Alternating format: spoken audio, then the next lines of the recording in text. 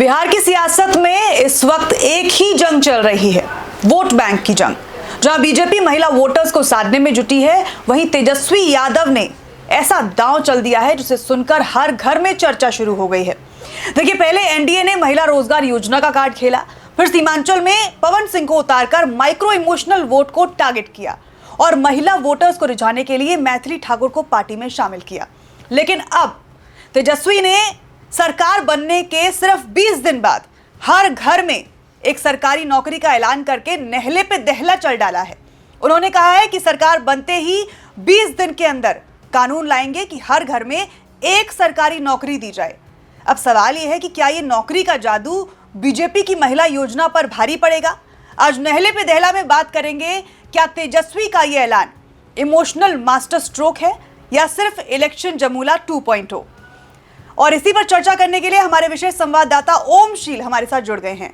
ओमशील, ये बताइए कि सरकारी नौकरियां सरकारी बजट से आएंगी और बिहार में जैसी अर्थव्यवस्था है, हर घर में एक सरकारी नौकरी देना, क्या ये संभव भी है या तेजस्वी भी अब वही कर रहे हैं जो पहले लालू किया करते थे कि बड़े वादे बड़े वोट, लेकिन नतीजा वही पुराना?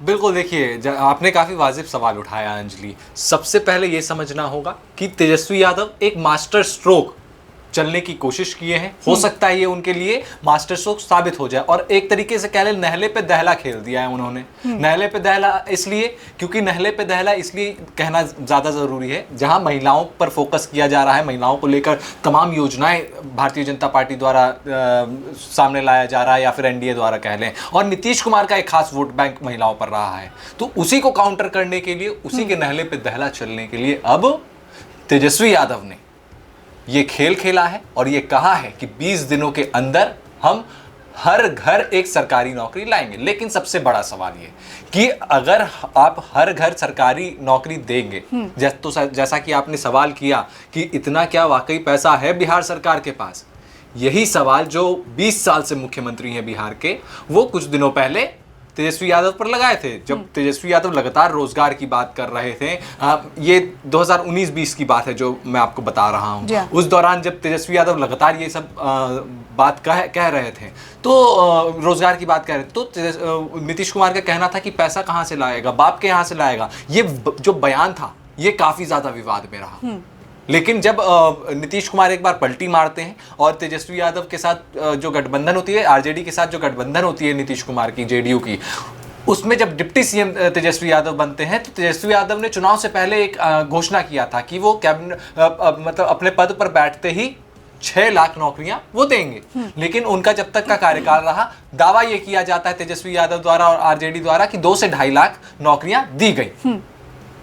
तो अब सवाल यह है कि नीतीश कुमार तो पहले बोल चुके कि क्या तुम अपने बाप के यहां से लाओगे पैसे, तो इसका मतलब सरकारी खजाने में आप समझिए कि पैसे नहीं है। अगर कोई मुख्यमंत्री बोल रहा है जो कि 15 साल से राज्य, 2020-22 की बात है ये, तो 15-17 साल से वो बिहार के राज्य को संभाल रहा है और आर्थिक स्थिति देख रहा है कि बिहार का क्या है। जी हाँ। तो अगर जब वो 6 लाख और 10 लाख की जब तेजस्वी यादव घोषणा की और इस तरीके का नीतीश कुमार का बयान आया, अब तो तेजस्वी यादव ये कह रहे हैं कि हर घर सरकारी योजना, मतलब आप समझिए कि बिहार में कितने, मतलब बिहार की आबादी है 12 करोड़। जी हाँ। अब 12 करोड़ की आबादी में कितने परिवार होंगे और हर परिवार में एक सरकारी नौकरी। आप कल्पना कीजिए कि कितनी नौकरियां देनी पड़ेगी, कितनी वैकेंसीज निकालनी पड़ेगी और सरकारी खजाने में मतलब कुछ है, कितना भार पड़ेगा और कुछ है भी या नहीं है। भार पड़ना तो दूसरी बात हो गई, क्या वर्तमान में है, क्या बिहार राज्य प्रॉफिट में नहीं चल रहा, वो लगातार कर्ज में है, इससे भी नहीं इनकार किया जा सकता। और उसके बाद इस तरीके की घोषणाएं, अब धरातल पर क्या कुछ उतर के सामने आता है, क्या ये जो मास्टर स्ट्रोक तेजस्वी यादव चलने की कोशिश की है, क्या ये जनता को लुभा पाता है या नहीं, ये एक बहुत बड़ा सवाल है।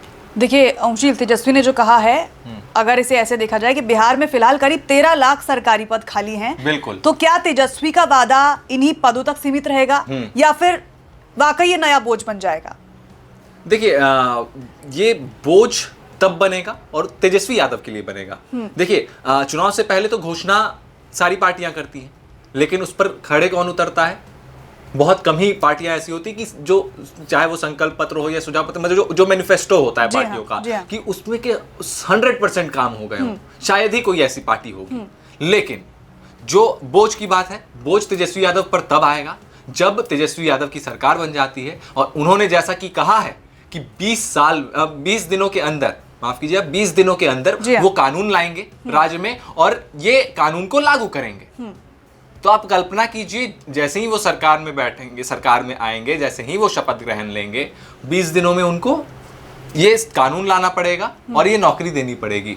अब क्या रोड मैप है, कैसे नौकरियां देंगे? ऐसा भी हो सकता है वो कि उन्होंने सरकारी नौकरी देने की बात की, वर्कर की नौकरी दे देंगे, नगर निगम की नौकरी दे देंगे। अब उसका क्राइटेरिया फिक्स नहीं कराया अभी तेजस्वी यादव ने, उसकी कोई घोषणा नहीं की गई है। तो किस तरीके से वैकेंसी निकालेंगे, क्या रणनीति है, क्या रोड मैप है, अब वो आने वाला वक्त बताएगा। देखिए अंशुल, 20 दिनों में ऐसा कानून बनाना, क्या ये प्रशासनिक तौर पर संभव है? एक तो ये बड़ा सवाल है।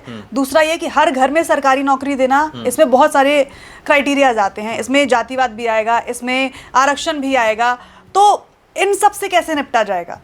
देखिए, इस चीज को समझना सबसे पहले होगा कि जातियों की बात की अंजलि आप, और तमाम सारी चीजें आपने कहा, लेकिन इसमें सबसे बड़ा सवाल ये और सबसे बड़ी चीज समझना हम लोगों को ये भी जरूरी है कि जो तेजस्वी यादव कहते हैं कि कह रहे हैं कि हम हर घर नौकरी देंगे, हर घर सरकारी नौकरी देंगे, आखिर ये क्यों कह रहे हैं, ये भी जानना जरूरी हो जाता है। आखिर ऐसी क्या जरूरत आन पड़ी कि इतनी बड़ी घोषणा, ये कोई आम घोषणा नहीं है, इसका इम्पैक्ट बहुत बड़ा पड़ सकता है अगर इसको राष्ट्रीय जनता दल ने अपने जमीनी स्तर पे और ग्रामीण क्षेत्रों के लोगों को इससे अवेयर करना शुरू कर दिया तो।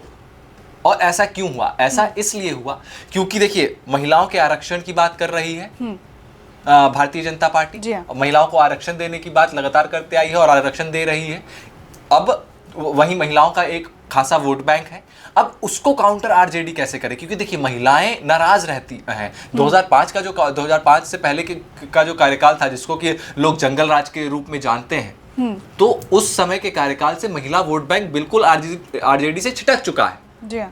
तो अब वो ये चाह रहे हैं कि सबको एक मुश्त लेके हर घर सरकारी नौकरी का ऐलान कर कर वो ये एक अपना पासा फेंक रहे हैं। अब इस और नहले पे दहला चल रहे हैं, खास तौर पर। जी हाँ, नहले पे दहला चल रहे हैं। और सबसे बड़ा सवाल ये हो जाता है कि जो नीतीश कुमार के पास एक वोट बैंक है, क्योंकि देखिए, हम लोगों ने अपने पूर्व के भी एपिसोड्स में जिक्र किया तीर और तुक्का में कि, और तीर और तुक्का और नहले पर दहला के एपिसोड्स में, कि जो ये नीतीश कुमार का वोट बैंक है महिला, वो इस बार पूरे तरीके से बटा हुआ है, सारे लोग उसकी राजनीति कर रहे हैं। जी हाँ।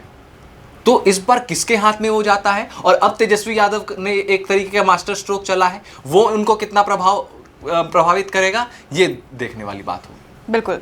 ओमशिल, बीजेपी महिला वोटर्स को साधने की बात करती है, जैसा आपने कहा, आरजेडी युवाओं और जातीय समीकरण को निशाना बनाकर चल रही है, तो क्या बीजेपी को भी अब अपने महिला सशक्तिकरण नैरेटिव के साथ साथ रोजगार का नया कार्ड खेलना पड़ेगा तेजस्वी के इस बयान के बाद?